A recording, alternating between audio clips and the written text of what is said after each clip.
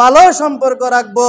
ওলামায়ে কেরামের দোষ তালাশ করতে গিয়া, ওলামায়ে কেরামের দোষ তালাশ করতে গিয়া আপনার আমার নামটা আবু জাহেলের খাতার মধ্যে লেখায়েন না, উকবা সাহেবের খাতার মধ্যে লেখায়েন না। মুহতারাম হাজিরিন, রাসূল আকরাম সাল্লাল্লাহু আলাইহি সাল্লাতু ওয়াস সালাম বলেন, মান সাফাহানি ফাকাদ সাফাহাহুল্লাহ। যারা হক্কান উলামায়ে কেরামের সাথে মুসাফা করবে তারা যেন আমি নবীর সাথে মুসাফা করলো, তারা হক্কান উলামায়ে কেরামের সাথে ভালো আচরণ করলো, তারা যেন আমি নবীর সাথে ভালো আচরণ করলো। কিন্তু আমাদের খাসলাত, আমাদের অভ্যাস এত খারাপ, একজন আলেমের ভুলকে আমরা মানুষের সামনে তুলে ধরি। আরে মিয়া সাহেব, আপনি আমি যে একজন আলেমের ভুল ধরতেছি, একজন আলেম মসজিদের ইমাম সাহেব, মাদ্রাসার শিক্ষক, মাদ্রাসার মুহতামিম, 5 ওয়াক্ত নামাজ তো পড়েই না, বরঞ্চ 5 ওয়াক্ত নামাজ পড়ে। আপনি আমি তো 1 ওয়াক্ত পড়লে 7 ওয়াক্ত পড়ি না। সূরা ফাতিহার মধ্যে 195টা ভুল, 2 রাকাত নামাজের মধ্যে 60টা মাসআলা, একটা মাসআলাও জানি না।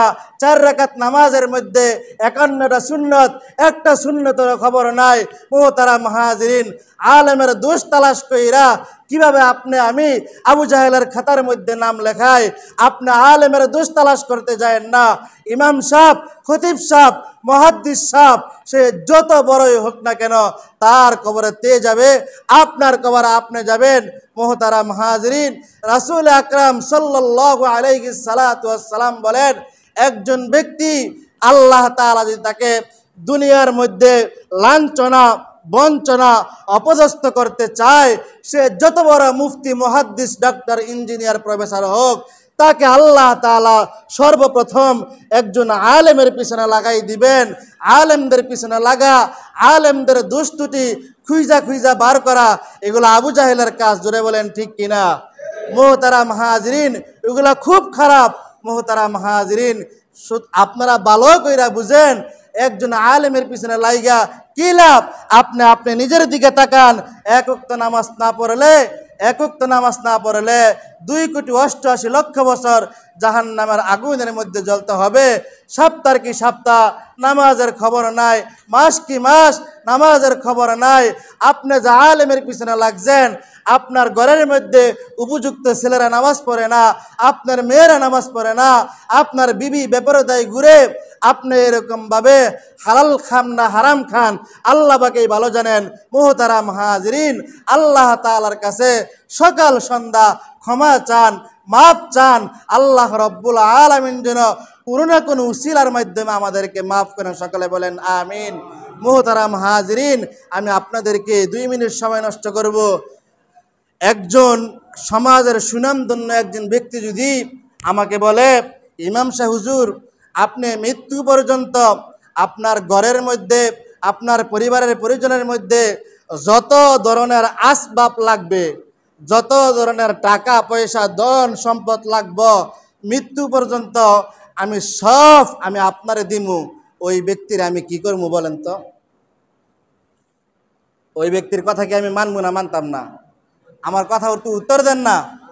একজন ব্যক্তি যদি কয়, এই আব্দুর রহিম, তোমার জীবনের যা কিছু লাগবে, টাকা পয়সা, মেল ফ্যাক্টরি, বাড়ি গাড়ি সব আমি তোমারে দিমু, ওই ব্যক্তির রহিম কাকায় কি করবো কোন?